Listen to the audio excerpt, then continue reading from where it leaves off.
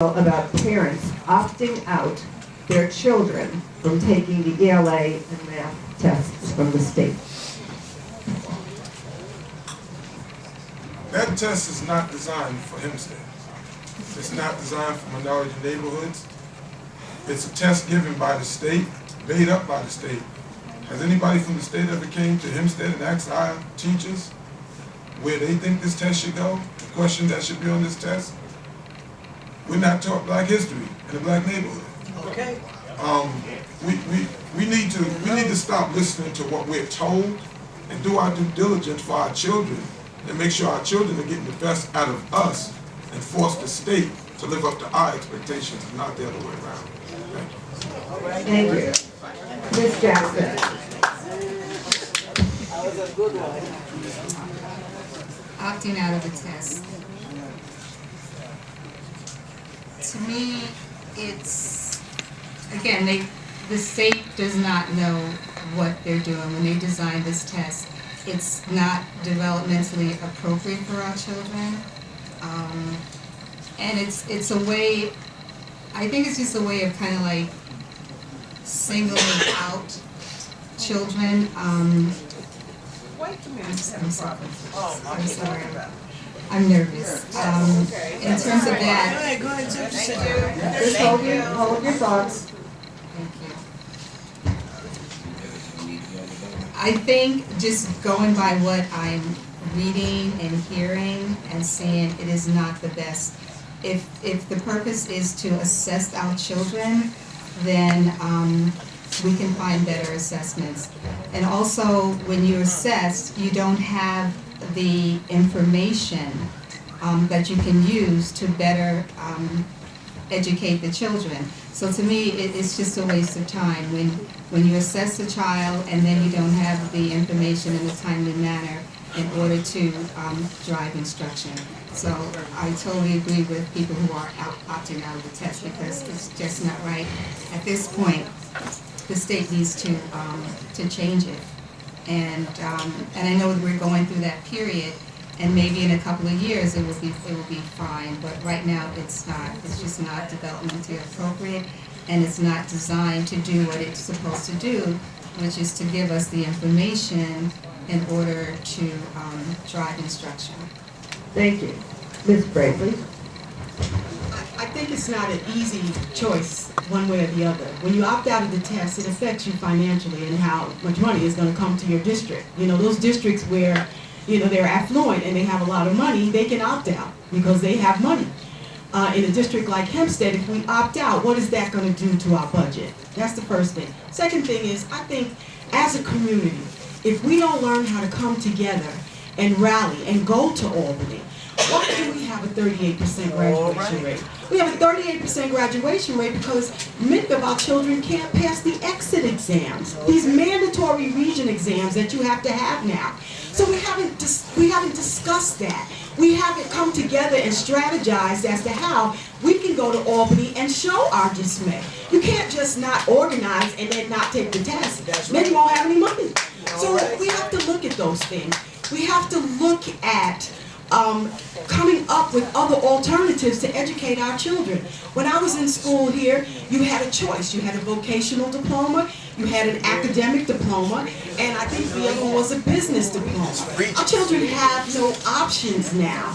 And so unless we can put our minds together and strategize and come up with plans and let the state know, this doesn't work for us. That's right. It doesn't work for us. We need to come up with something else. But I think that just not taking the test is not a consideration for us at this time because we don't talk and we don't work well together. So unless we can do that, then we can opt out of all the tests. We can come up with our own system and how we're going to educate our children. But until we, as a community, get there, we need to take the test. Thank you. It's unfortunate that we don't know that some of our teachers from Hempstead were used to develop the Common Core. And but they were used, but most of the people that was on the Common Core board were used from private schools. So they were used and they didn't know anything about school districts like ours. And so it was used to be a disadvantage for the rich school districts to get money. And so it's unfortunate because they're the ones that were getting the aid that we were receiving. Now they're getting it. So it's rich schools against poor schools now. Our students, if they opt out, they're not going to excel. So if they're an 8th grader and they opt out, they need that test to go to the 9th grade. So it's going to hurt them in the long run. So we don't financially have it in our budget if they opt out. So what does that mean? We have to go to Albany and we have to go to Washington, D.C. Because Race to the Top, they put money on it and they didn't properly do what was right. They didn't put it out right. It should have been like from kindergarten, 1st grade, 2nd grade, and see how that works. They didn't do that.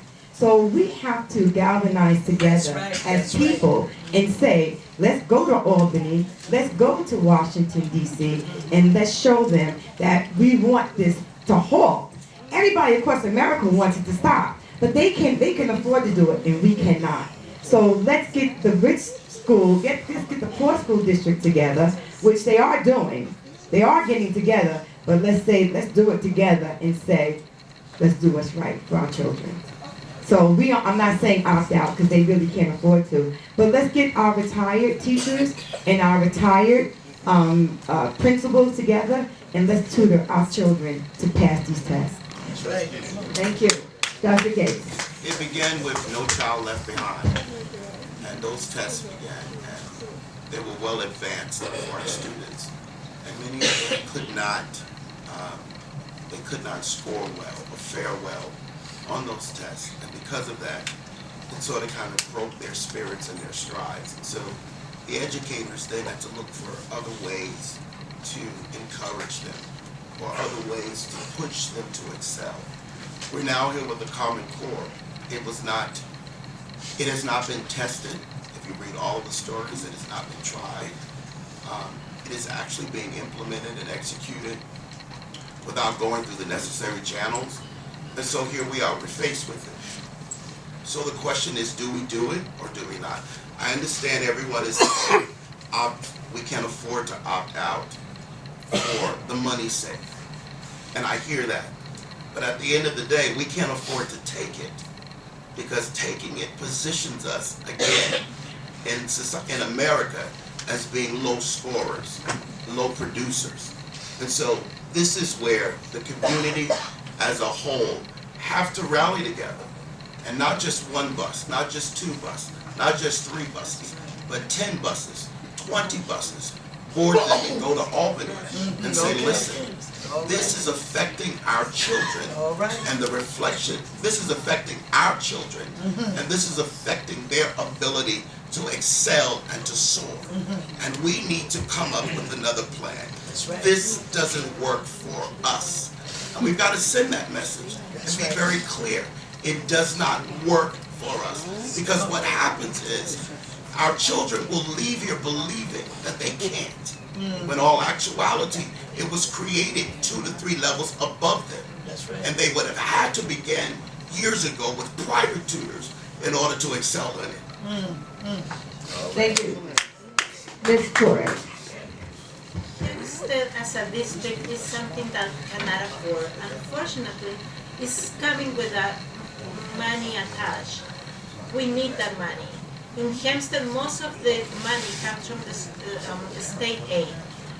But since we cannot do anything about it, let's see the good side about it. Every year we take a test. This is not the first year, or last year was the first year that we are being taking a test. This is a way to communicate.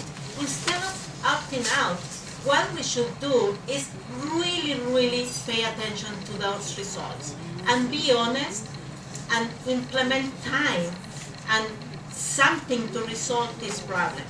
We are not performing and we are having the test. We are seeing that the results are devastated. It's time for us to say, where should I allocate the money? How can help these teachers to teach? Because it's not being just the teacher, but how much resources we are giving the teachers to make that test successful. if we concentrate on teaching and giving them the resources and helping and training and how do you call those things?